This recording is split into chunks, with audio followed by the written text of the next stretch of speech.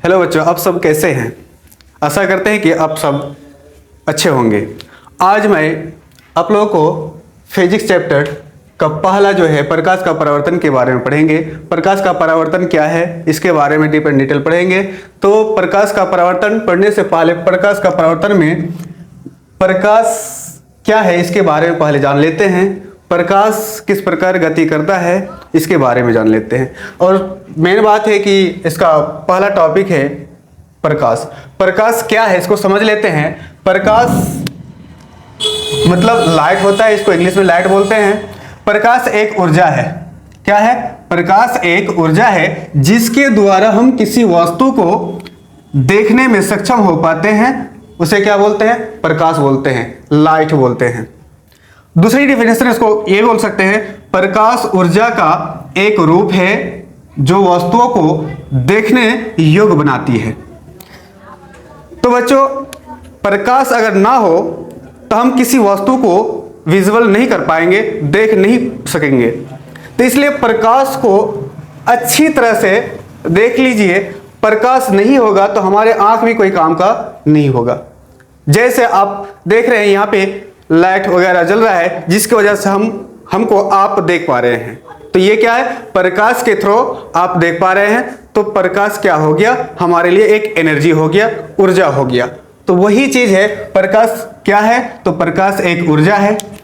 आपका यहां से भी ऑब्जेक्टिव बन सकता है कि प्रकाश क्या है। अगर आपसे पूछे और ऑप्शन में दे ऊर्जा या फिर कुछ भी डाले तो आपको बताना है प्रकाश एक ऊर्जा है जिसके द्वारा हम किसी वस्तु को देखने में सक्षम हो पाते हैं। या दूसरी डिफिनेशन इसका यह है, परिभाषा यह है कि प्रकाश ऊर्जा का एक रूप है जो वस्तुओं को देखने योग्य बनाती है, देखने लायक बनाती है। तभी हम किसी वस्तु को देख पाते हैं। जब उस पर कोई लाइट पड़ता है तब हम उसको देख पाते हैं। चलिए दोस्तों, देखते हैं प्रकाश किस प्रकार गमन करता है। प्रकाश सदैव सीधी रेखा में गमन करती है। अगर आपसे पूछे कोई कि प्रकाश किस प्रकार से गमन करती है तो आपको बता देना है सदैव यानी हमेशा सीधी रेखा में गमन करती है। अगला पॉइंट इसका है, प्रकाश के गमन के लिए किसी भी माध्यम की आवश्यकता नहीं होती है। अगर आपसे पूछे क्या प्रकाश के लिए कोई माध्यम की आवश्यकता होती है तो नहीं, किस प्रकाश के गमन के लिए किसी भी माध्यम की आवश्यकता नहीं होती है। अगला पॉइंट है, तीसरा पॉइंट, प्रकाश की चाल हवा या निर्वात में 3 × 10⁵ किलोमीटर पर सेकेंड से चलती है। यानी हवा जो देख रहे हैं, वैक्यूम जिसको बोलते हैं निर्वात, इसको क्या बोलते हैं?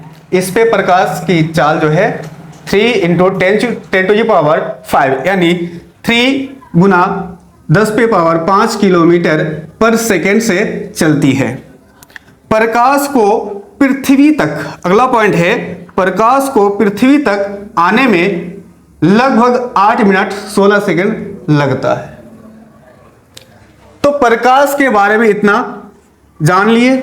और इतना जानना, अगर आपसे पूछे कि प्रकाश क्या है, अगर आपसे 1 नंबर 2 नंबर जो भी पूछे, आप इसको अगर लिखते हैं तो आपको पूरा नंबर मिल जाएगा यहां से। तो प्रकाश के बारे में हम लोग जान लिए हैं। अब इसी में आता है प्रकाश का परावर्तन। इसको इसी में पढ़ते हैं फिर प्रकाश का परावर्तन क्या है। तो चलिए अब प्रकाश का परावर्तन क्या है इसके बारे में जानते हैं। या प्रकाश का परावर्तन से आप क्या समझते हैं, ऐसा अगर पूछे तो आपको बता देना है प्रकाश के परावर्तन, प्रकाश जब किसी चिकने सतह से टकराकर वापस लौटती है तो इसे प्रकाश का परावर्तन कहते हैं। यानी प्रकाश सीधी आती है, आने के बाद कोई समतल या चिकनी सतह से जब टकराती है, टकराने के बाद जब प्रकाश मुड़ती है उसी को क्या बोलते हैं? प्रकाश का परावर्तन बोलते हैं। प्रकाश यहां पे मान लो कोई प्रकाश है, ये सन है, ये सीधी आती है, आने के बाद कोई चिकनी सतह है, ये इसको क्या बोलते हैं? चिकनी सतह। क्या बोलते हैं? चिकनी सतह। चिकनी सतह से टकराकर वापस नहीं दूसरी ओर परावर्तित होती है, उसी को क्या बोलते हैं? प्रकाश का परावर्तन बोलते हैं। प्रकाश का परावर्तन में आपतित किरण के बीच, अभिलंब और आपतित किरण के बीच जो एंगल बनता है, जो कोण बनता है, उसको आपतित कोण बोलते हैं। और परावर्तन के बाद अभिलंब और परावर्तित किरण के बीच जो एंगल बनता है उसको क्या बोलते हैं? परावर्तित कोण बोलते हैं। ये दोनों यानी I से इंसिडेंट रे होता है और R से रिफ्लेक्टेड रे होता है। कोण I बराबर कोण R, ये दोनों एंगल का मान आपस में बराबर होता है। यही था प्रकाश के परावर्तन। प्रकाश जब किसी चिकने सतह से टकराकर वापस लौटती है तो इसे प्रकाश का परावर्तन कहा जाता है। अब प्रकाश का परावर्तन के कितने नियम होते हैं? तो 2 नियम होते हैं, उसको आगे। तो प्रकाश के परावर्तन के 2 नियम होते हैं। तो देखिएगा प्रकाश के परावर्तन के कितने नियम होते हैं, ये भी पूछा जाता है ऑब्जेक्टिव में। आपसे पूछेगा प्रकाश के परावर्तन के कितने नियम होते हैं, तो आपको बता देना है 2 होते हैं। ऑब्जेक्टिव में पूछा गया क्वेश्चन है और VVI क्वेश्चन है। और इसके 2 नियम होते हैं, क्या क्या? पहला नियम है आपतित किरण परावर्तित किरण। आपतित किरण परावर्तित किरण क्या है? आपतित किरण परावर्तित किरण तथा आपतन बिंदु पर डाला गया अभिलंब सभी एक ही तल में स्थित होते हैं। यह पहला नियम है। उसके बाद दूसरी नियम क्या है? आपतन कोण तथा परावर्तन कोण आपस में बराबर होता है। जैसे आप देखें कि ये क्या है? कोई समतल है यानी चिकनी सतह है, यहां पे आपतित किरण आती है फिर परावर्तित हो जाती है, और ये क्या होता है? इसके बीच एक मूल बिंदु होता है जिसको आप आपतन बिंदु बोलते हैं, इसके बीच। तो आपतित किरण तथा परावर्तित किरण इसी पर उपस्थित अभिलंब सभी एक ही तल में होते हैं। यह पहला नियम को दर्शाता है। उसके बाद दूसरा नियम क्या है?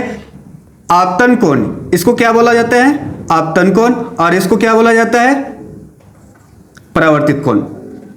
तो ये दोनों क्या होते हैं? आपस में बराबर होते हैं। आपतन कोण तथा परावर्तन कोण आपस में बराबर होते हैं। ये 2 नियम इसका यहाँ पे कंप्लीट होता है। आई होप कि ये वीडियो आपको अच्छा लगा है, और इसी तरह से चैप्टर को डीप एंड डिटेल एक तरफ से टॉपिक बाय टॉपिक आपको बताते जाएंगे। और वीडियो को अगर अच्छा लगे तो अपने दोस्तों में, अपने फ्रेंड्स में शेयर कर दीजिए, ताकि वो भी इस टॉपिक का फायदा ले सके, उसको भी इस टॉपिक का ज्ञान प्राप्त हो सके। तो आज की वीडियो यहीं तक। Thank you.